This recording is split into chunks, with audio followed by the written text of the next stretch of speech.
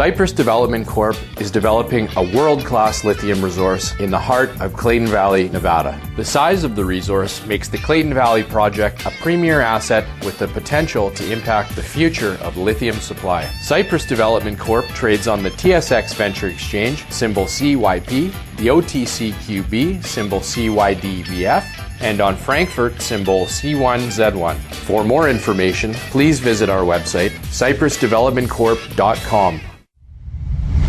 You're listening to HowStreet.com radio, available online at TalkDigitalNetwork.com. Welcome to HowStreet.com radio, the online source for market opinions. Here is Jim Goddard.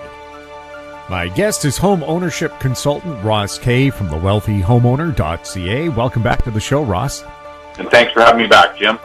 Ross, a listener asked us, a high-profile Toronto real estate brokerage is now posting weekly housing data online. We trust that he is accurately describing the situation? Can we? Well, I would suspect you can say that they're accurately presenting the sales information for their local real estate local real estate board, the way that it's coming into them. Yeah, sure. So if they count 10 sales in a day, yeah, that was 10 sales in a day. But that's only the beginning of it. It creates a false narrative, the confirmation bias that leads people into making bad decisions because they believe this stuff. The realtor in question you're probably talking about will believe it themselves. Unless you were in the business for a couple of decades and you understand, you've studied how the MLS system works, you've studied how housing markets work, you have thousands of homes sold experience, you would not have any idea really what you're saying. You're just believing what you were told when you started the business. So, if you're looking at a realtor site, so I'm on one here now so here is a site of someone who is from Toronto. They appear on mainstream media. This particular person even had a false housing report. We call it false because he misread MLS data in a Bank of Canada FSR. So this is how bad this is. You have a real estate agent who is a broker who has been trying to get into the real estate industry for a decade, who's failed the entire time he's been trying. Now being the person looked to for housing data. So I'm at that site right now as I'm talking to you. So the first chart that he has is year-over-year percentage change in sales. And then he has February the 29th. Now, Jim, was there a February 29th last year? Oh, of course not. Of course not. But there's a February 29th in his chart this year. So if he was aggregating data for the week, and then he used it in a year-over-year comparison, he's comparing one period of 7 days against a period of 6 days against a period of 7 days. Or he's going to do it the next week, because somewhere or the other, that extra day has to be going into the chart, because that day did not exist the previous year. Then you have to go back and you say, okay, so he's got this chart and it's got this dramatic increase, 80%. He's got 80%. Sales were up year over year in the GTA, 80% on February the 29th. Now, anybody who looked at the report from the Toronto Real Estate Board will see that there was no 80% gain anywhere. But this one day, he's got 80%. He's got, the week before, on the 22nd, he's got a 45% gain. And then it goes upward. Then, in March, it drops. And it drops from that 80% down to 40% in the first week of March. And he misses what's going on to the market, because March of this year ended on a Saturday, meaning 1, 2, 3, 4, 5, 6. All those days were reported at the local real estate board. That wasn't what was reported the previous year. Then, again, mistakenly, he has, because of the coronavirus, sales had dropped 37% by the end of March, and shows a radical drop-off from March the 14th to the 28th. Well, what does this person believe? Does he believe that someone who sold their home in February and is now homeless was not going to go out and buy another home no matter what was happening with the coronavirus? Of course they're still going to go out. They're not going to leave their family homeless. So that's where the confusion starts with these charts. Then they report year-over-year new listings in the GTA. I'm looking at it same. They have a peak on March the 14th and then a drop-off. And then he misrepresents that as a supply and demand side benefit to sellers. In other words, there's fewer new listings, so that's going to put upward price pressure. We would say, no, that's not true from our perspective. Unless you are going to be selling your own existing home, you're not going to be in a position to buy your next one. Now, there were little tiny windows of a few months in 2017 in Toronto where people were buying first and selling second, which also was recorded in the local real estate stats. But back in 2017, he wasn't saying that because he doesn't know how to read real estate stats. He doesn't understand how to read the data. He believes what he's saying. He wants everybody who's reading these charts to believe the same nonsense he believes, which, as we know, Jim, everybody does believe. Now look, if somebody quotes months of inventory to you, I will tell you that is a fraudulent calculation that doesn't measure a housing market. If someone reports to you average selling price, it's another housing metric that doesn't matter. Median selling price, it's another housing metric that doesn't matter. Now, you can use those metrics in combination to come up with some understanding of a housing market. But if you don't have the understanding how to combine those metrics, you're just wasting your time. So, well, Ross, isn't that because every house is so unique that you can't compare it unless you have identical row houses on the same block? You can't compare one house that sold for $800,000 to another house that sold for $800,000. Now, you just walked right into my trap, Jim. Uh-huh. You walked right into it. I could not have set this up any better. Very, very few times can the general public see live with data everything that debunks everything else you've heard about a housing market. And what the coronavirus has done is provided the opportunity, because what you just said happened just last week. The exact same thing that you just described happened last week, and it happened throughout the month of March. You'll know already that realtors across the country are saying the housing prices didn't drop in March. You know already that realtors across the country were telling everybody that this coronavirus is not going to hurt the market. You're hearing some real estate agents say, oh, you're not going to see any difference for a year and a half. And what I'm saying is, no, the data shows the impact was immediate. Now, here's the immediate, Jim, because I still happen to have these 3 listings open on my desktop here, because we're doing a report using these 3 lists. So here you go.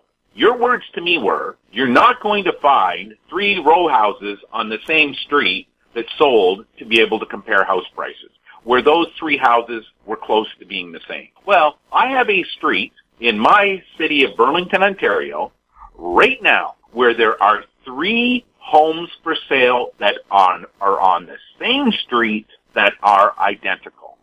They're so identical, they still haven't been lived in. They are owned by 3 separate regular Canadian families as owners. Now, here is the progression of what happened on those 3 listings, because you're not going to read this anywhere. On March the 22nd, I'll start with the early one. On March the 18th, just as our Ontario had closed down, one house was listed for $799,900. A beautiful, brand new home, never lived in, features available to see online, property tax available to be seen online, floor plan available to be seen online, and even the assessed value available to be seen online. because all three of these houses are identical. The only difference is whether or not your backyard is facing north or south, which, to be honest with you, most buyers are not educated enough to understand how the difference between a south-facing and north-facing backyard. We'll leave that for another day. On March the 18th, one of these three homes was listed for $799,900. Then, on March the 22nd, the very first week into it, someone else rushed to market with the identical home on the same street, built the same day, and it was listed at $849,900. That was after the Canadian Real Estate Association had released their February stats dump. So this realtor convinced this owner to price their property $50,000 higher than the other home that was already listed. And then the magic of the last week in March hit, and a third home was listed for sale as panic had set in. Panic is real, folks, in a housing market. Fear of missing out works in the way up and it works in the way down. And unless you've worked through a true housing correction, you have no idea what I'm talking about. The last great housing correction we had in this country was in Ontario during the early 1990s. So unless you've been in the business, unless you've tracked housing markets, unless you studied real estate stats, and you were able to use stats today in comparison to stats 30 years ago, which requires huge adjustments to take place, you would never have guessed what this property is listed at. The third listing happened on March the 31st. March the 31st. March 18th, March 22nd, March 31st. A week later, 9 days later, the exact same property is listed for $688,800. It is a $160,000 drop between what they thought people were going to be able to get on March the 22nd, to how much scared they were on March the 31st, 9 days later. A $160,000 drop on the house, Jim, that you just said you never get to see. And you never get to see this. This is so rare where you can have three photographs of three identical houses, three listing dates, $160,000 difference in price. Like, think about it. It's $688,800 now. Imagine if a family had gone out on March the 22nd believing the Toronto Real Estate Board, and they purchased that house that was priced at $850,000. And then their brothers go out, or their sister goes out a week later and finds the exact same house for sale for $688,000. $160,000 less. Housing prices correct rapidly, folks. You can't use weekly data, daily data, monthly data. Because all that data does, it fools you. If you go back and you see when sold prices were first released to the public, and then if you look and found out what happened immediately after that, you're going to find the greatest single year-over-year house price gains were being claimed. Why? Confirmation bias. Unless you're trained in how to read MLS data, and you know how housing markets function, and you know how house prices don't change, but everybody thinks they change, you get fooled by this because you're reading it in real time. What you're looking at, you're comparing totally different houses, and you're trying to make a comparison based on what the overall group of homes are selling for in a given week, month, day, in a market. You don't get to see this granular level of data that I'm describing to you right here today. So we are putting out a report for our members so they get to see this. They get to see the identical home go from $800,000 to $850,000 down to $688,000 all over the course of 3 weeks, all as a result of the COVID virus. So what I'm saying to your listeners is this, or what I'm trying to say is this. I don't care what a real estate broker tells you. They are simply regurgitating the myths that they were taught when they got their real estate license. Whether that was a 2-day course, a 3-month course, a 3-section course, it is not a university degree. It is not even 1 year in university, their course. They didn't acquire the knowledge to make expert commentary in the market. They believe the myths that the real estate profession has created to keep them reapplying for their real estate license. We're calculating, Jim. These myths are so well believed within the real estate community. We know right now 63% of the 144,000 members of the Canadian Real Estate Association will get more take-home pay from the CERB than they will if they were working. 63% will take home more pay from the CERB than they will be had they been working. We know that as we come out of this 4 months from now. Organized real estate is going to see a mass exodus of their members. They will not withstand this. People will not have the cash to pay up when their July, August, and September renewals roll around. July, August, and September are the 3 months where these renewals take place. So you have your provincial licensing payments that are all due.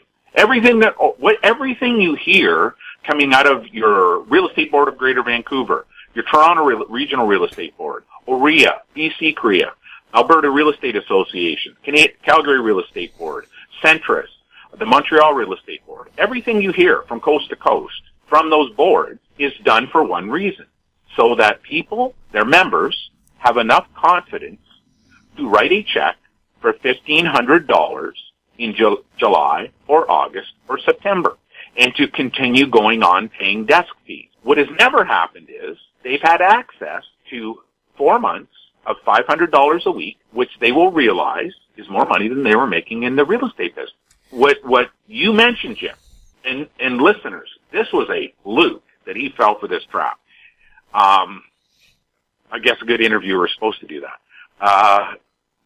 It is rare where you see 3 identical homes come into a housing market within 3 weeks of one another when a housing market has totally cratered. Ross, we'll continue on this theme here right after the break. Thanks. Okay. We'll be right back with Ross Kay. Media recognition from Bloomberg, Reuters, recycling trade publications. Patented process for 100% recovery of critical metals, including cobalt, lithium, nickel, manganese, aluminum. American Manganese is focused on recycling lithium-ion batteries for electric vehicles. American Manganese trades on the TSX Venture, AMY, the US, AMYZF, and Frankfurt 2AM. For more information, visit AmericanManganeseInc.com or phone me, Larry Ray, at 778-574-4444. Avon Resources Limited is a gold exploration company with significant projects in British Columbia and the Yukon. Trading on the TSX Venture Exchange, symbol ABN, and the OTCQB, symbol ABNAF. Surrounded by world-class gold deposits and mines, Avon's 23,000 hectares Forest Kerr Gold Project is located in the heart of the Golden Triangle in northwestern BC. For more information, visit us at avonresources.com. Welcome back. We're chatting with Ross Kay. Ross, some real estate commentary in the news here in BC suggests it'll take 12 to 18 months before we see house price declines as a result of the virus crisis. Do you think these opinions can be supported in any way? Well, what I would say is this, I hope your listeners can respect what I'm trying to say to them because I don't want them to make a mistake. When I'm coaching kids, my sport of choice is basketball.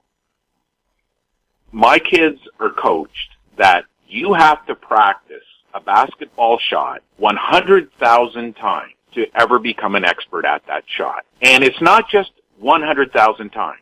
You have to practice that shot 100,000 times in the correct way. So if you're taking a basketball shot and you've got the wrong form, that shot doesn't count. You've got to take 100,000 shots the proper way. Very, very, very few players will ever do that. Steve Nash was a very, very, very unique player. Most people won't commit to that level of improvement. What an expert is someone who goes through their endeavor, and every time they make a mistake, they try to improve it. They try to learn from it. They try to get better. Now, when I look at that in my own life, because when I first started coaching sports with kids, I I didn't look in my own history, my own business history, to understand why I knew what I knew about housing markets. But this is why I became an expert in housing markets, MLS data, home ownership, homeowner behavior, home buyer behavior, home seller behavior. Because each time that I was working with a client or negotiating a deal, I made mistakes. And each time, the next time, I tried to get better. I was critical of myself every single transaction that I handled. Every client that I met, I was critical of myself. How could I get better at my job? When I was reading MLS data, I didn't just look at the data. I tried to get more from the data than what I was being told existed. That is what an expert is. An expert is someone who acquires the knowledge and is self-critical to a point where they're going to get better and better and better. Now, for me, that was thousands of times over my career. I had thousands of interactions over the 25 years I was a realtor with clients, thousands of deals, thousands of transactions, thousands of families. So I think I've earned the right for people to view me as an expert in a topic. And I wouldn't even have considered myself that 3 years ago because I thought everybody knew what I knew. Then you have pundits. You have people out there who believe they know they're qualified to talk about it, but they haven't put in the 100,000 shot, or they haven't tried to improve themselves and get 100,000 perfect shots. They believe, like most of the kids that I coach, they can do whatever they want and they're going to become better. They're going to go to the NBA. They're going to make they're going to get drafted down to the States on a scholarship. They're going to believe whatever they see on YouTube in terms of what to get better. They're not going to do what it takes to become great. They're not going to be an expert at the field they have chosen to work in, which for them at a young age is basketball. When we're looking at this commentary that's coming out, you're not going to see housing prices drop. Well, first of all, you're not going to see housing price at all. The market's going to be a V-shaped recovery. Housing's going to go right back up. Supply and demand is dictating. Population growth is dictating. We would say you clearly have not put in the amount of time in the research required to acquire the knowledge that allows you to comment on it, because what you're saying is wrong. And I just showed you in the previous section, Jim, proof of that. There's no one in Canada who's reported that instance I just reported to you. But there are 3 identical homes. You can see it live. Now, I have spots across Canada where that's taken place. This is a rare time. Why do these people believe it's going to take 12 to 18 months for house prices? Because they believe the myths. They believe what they've been told. They haven't did any kind of critical analysis, debunking months of inventory, sales to new listings to sales ratio, average selling price, benchmark price. They haven't debunked those things. They haven't put the time and research in to acquire the knowledge that allows them to do that. Now, will the Terranet National Bank and the MLS HPI take 12 months to record a substantial house price decrease? Possibly, sure. That doesn't mean anything, because it was fake on the way up, it's fake on the way down. If someone is spending $1 million but getting a $2 million home, they still spend $1 million. That shows up in the Terranet National Bank as the one home that sold for $1 million this month. What your listeners need to question is, wait a second, interesting, okay, so people don't understand. When you go to Terranet National Bank House Price Index, the index that all of the Canadian banks use to measure loan-to-value ratios for their bank shareholders, there's another field that nobody talks about, and it's a field called sales pair count. And that sales pair count debunks everything that you've heard about organized real estate about prices.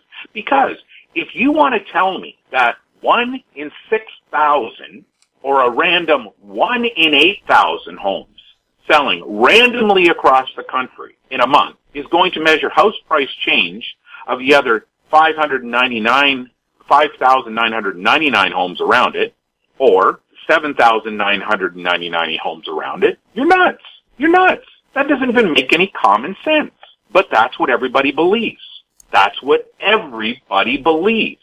CMHC, the banks, the general public, the realtors, actually believe that if 1 in 8,000 of your neighbors sells in a month, that's going to measure house price change? Or even 1 in 1,000 or 1 in 800 is going to measure what all those other 799 houses changed? It doesn't. We're looking at the sales per account, and we know what's going to happen over the next few months. The sales per account is going to drop to next to nothing. What was 4,000 will become 1,000. It's going to be so bad for Terranet National Bank, which the OSFI has warned. Once the OSFI became aware of this, they have put out public warnings to the banks, and they're on the OSFI website. Don't use, actually they say, we don't recommend you rely upon the Terranet one single house price metric. Yet, all the banks use it in all of their shareholder quarterly reporting. Well, guess what? The number of sales available to be counted when you start to register into July and August is going to be next to none. Terranet National Bank is going to ask a nation of home buyers to believe 1,200 random houses selling randomly across our entire country is going to measure the house price change across 10 million homes. That is the insanity that we deal with every single day. That's why you're in the mess that we're in right now. That's why we have the debt loads that we have right now. That's why the affordability factor is where it is right now. All of these things are based on a fundamental misunderstanding between measuring home buyers and home prices. It is two totally different things.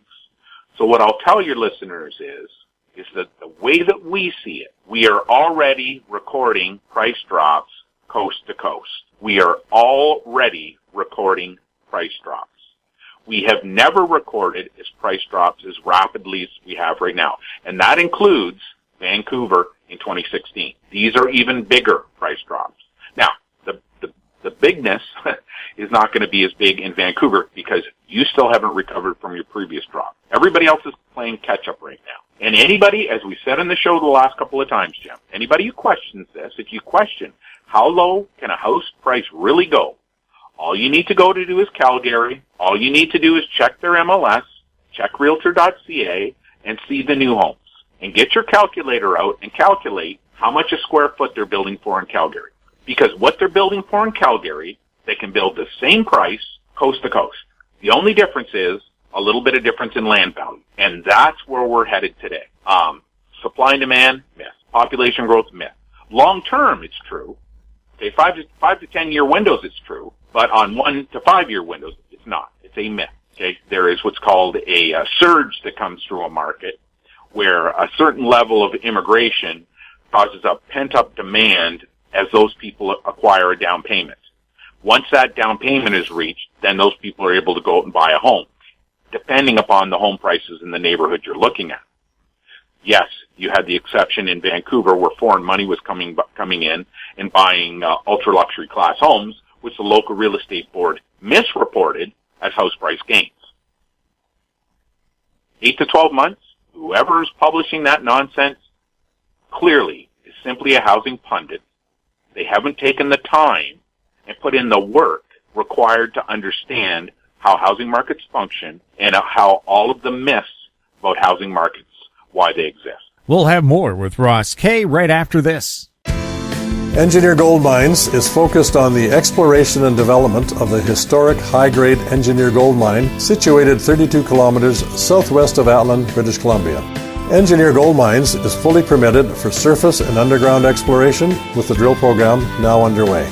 Engineer Gold Mines Limited trades on the TSX Venture Exchange, symbol EAU. For more information, please visit us at engineergoldmines.com.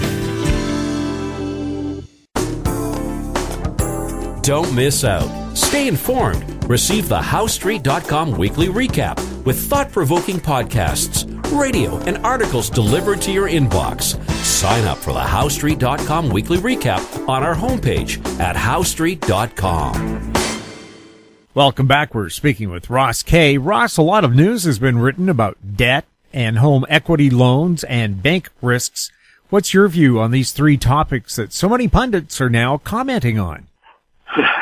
Well, what I'll tell you is this. People, in my opinion, you're not entitled to cause fear in a population. And most of the stuff that I've read over the last 10 days is designed as clickbait or attraction tools, where they're using fear to generate clicks. That's how I view this, Jim. And I'm viewing it this way because we understand how the mortgage debt infrastructure in Canada currently is operating at.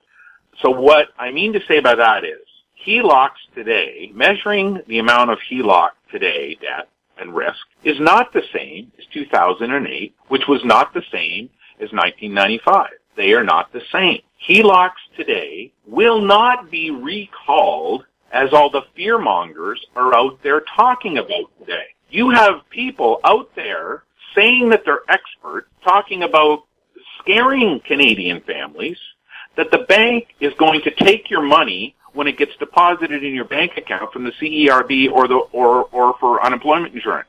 The bank is going to shut off your HELOC, and they're going to demand that it's not available to you anymore.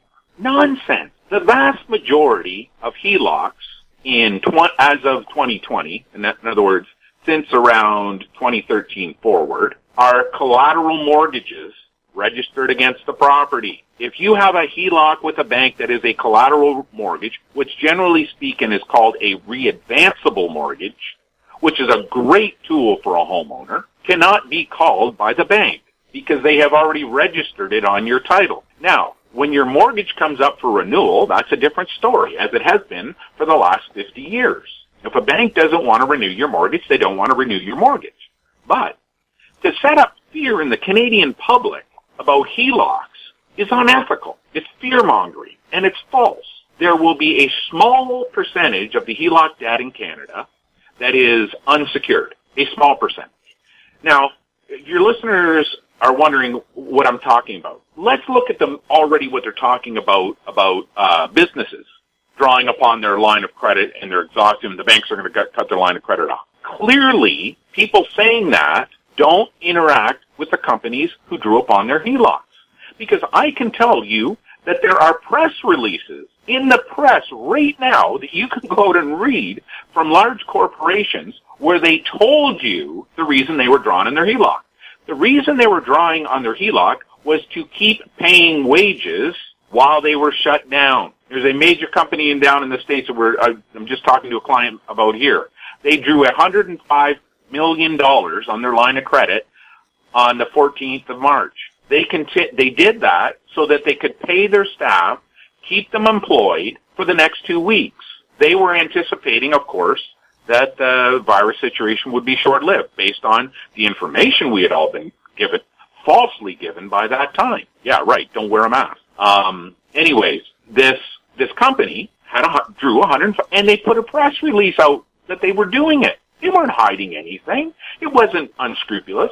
They were using that money to pay their employees while their store was closed in hopes that they could reopen quickly. Well, things changed.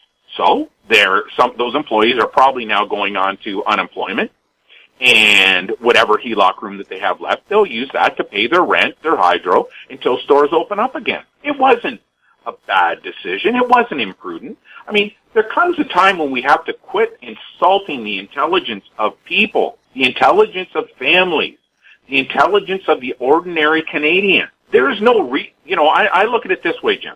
I'll end this conversation this way. There is no reason that Canadians are not provided the data on COVID-19. There is no reason. There is no reason that Canadians were not told that 2 months ago that if you're going out in public to put a mask on. Instead, we were put in a position where if we even talked about it, we were called being racist. We were called being conspiracy theory believers. We were called nuts. And now we find out, once again, we were lied to. Now, you can say it's a result of them not having the information. I say hogwash. But we were lied to. Now we're being told, oh, but you can't use the mask. Right, so that's the real reason. You didn't have enough masks inside, and you didn't want the public to freak out, fear, and go out and buy the mask. Well, why didn't you tell people about how they could make masks at home? There are plans online from MIT and a big study that was done about 3 years ago on masks that show you how to make a mask at home that works just as good as the N95s do. Works just as good. It's simple. It's a piece of tissue paper and then two pieces of paper towel layered together, and then with a cloth covering that fits tightly against your face so nothing can get in. Now, I'm not saying this is right. I'm just saying this is what these studies have shown. They did intensive tests on this process, and it showed to be just as effective as an N95 mask. Why didn't they tell us that? There have been kids sitting at home, families sitting at their home for 2 weeks who could have been making these things and wearing them when they went out to the store. When you're hearing these comments from pundits instead of experts, because clearly in our current situation, I don't know if we've got a pundits giving us healthcare advice or we have experts. I really don't know anymore. An expert doesn't say something if they're not 100% certain. Or if they're saying something where they're not 100% certain, they're telling the public, don't count on what I'm saying. In other words, I'm not sure that you shouldn't be wearing a mask, so go ahead and wear one anyway. You just do whatever you decide. We're not going to call you racist. We're not going to call you a contrarian. We're not going to say that you're a conspiracy theorist. We're not going to say that you're a nut. You just do what you want to do, because maybe you're right. Maybe I'm wrong. That's what an expert should say when they're not 100% sure. Pundits, they just give you any advice they want to give you. Bank risks. The Canadian government immediately acted exactly how you should have expected they would have acted. They moved to the Canadian banks and they offloaded the highest risk mortgage debt from the banks. That was done so that the banks can re-lend. The banks have the cash, the flexibility, the room to re-lend to start up the housing market again. That's why the government did that. You should have known that was going to happen based on everything that took place in 2008 and the next 3 years after that. The bank doesn't view things the same way that we do. The Bank of Canada views buying that mortgage debt is simply offsetting the flexibility of a bank to be able to go out and lend more money to the next group of home buyers, which will help restart the economy. I mean, people have to understand, right now, in April, there are 13,700 brand new homes that will be completed that are under contract to close by April the 30th. 13,700. About 3,800 of those homes impacted the resale housing market, the existing housing market, because there are another about 19,000 sales in the existing home market that have to close that allows the 7,000 sales in the new home market to close. And then you have other new construction that is not impacted by the existing housing market. Banks have to have the flexibility to be able to lend that money or those homes don't close. Then you have a total wipeout of an economy. The Bank of Canada was wise. They said, okay, we'll take that debt. We know already that it has at least 75% equity in these loans that we're, or at least 25% equity in these loans that we're taking on. We know that a certain percentage of those loans are going to come up for renewal this year, next year, the year after, and the year over a 5-year period. Each successive year, we're going to deleverage our risk. We know what that risk is. If that risk is a couple billion or a couple tens of billions of dollars, so what? Nothing compared to what we're going through today. Nothing compared to what would happen if those 30,000 closings that are set to take place in April don't happen. Nothing compared to that. So, when you're hearing these things about debt, HELOCs, banks, always try to fact check what the person is telling you. If they're not talking about how collateral mortgages are registered and the lack of risk the banks have and what changes the banks would have to do if they're going to close off a line of credit, don't listen to them. Debt. If they're not measuring how debt is measured, at what percentage of principal is being paid down, what percentage of interest is being paid down, don't listen. If they're talking a bank risk and they don't understand what the Bank of Canada is doing, how the Bank of Canada is offloading risk from the banks, and because they know there's really no risk there. The Bank of Canada knows that. And they're just going to allow the banks to lend more money. Then you kind of have an understanding what's going to happen with your bank profits over the next 3 quarters. You're going to have banks reporting record quarters as we're in the middle of a coronavirus. You're going to hear that. Bank reporting is delayed by about 6 months.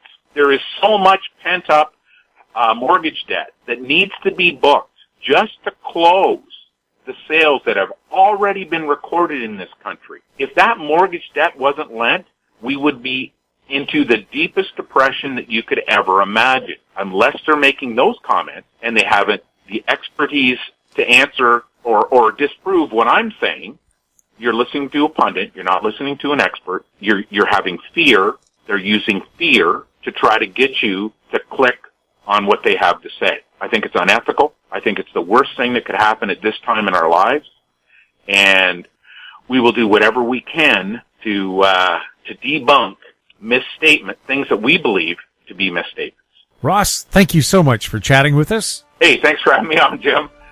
My guest has been home ownership consultant Ross Kay from the wealthyhomeowner.ca. If you have any questions for Ross, you can send them to info@housestreet.com. Find us on Twitter @HouseStreet, our YouTube channel, Talk Digital Network. We're also on Facebook. I'm Jim Goddard. Thank you for listening. Comments made on HowStreet.com radio are an expression of opinion only and should not be construed in any matter whatsoever as recommendations to buy or sell any financial instrument at any time. Available online at TalkDigitalNetwork.com. HowStreet.com radio is a production of House Street Media Incorporated.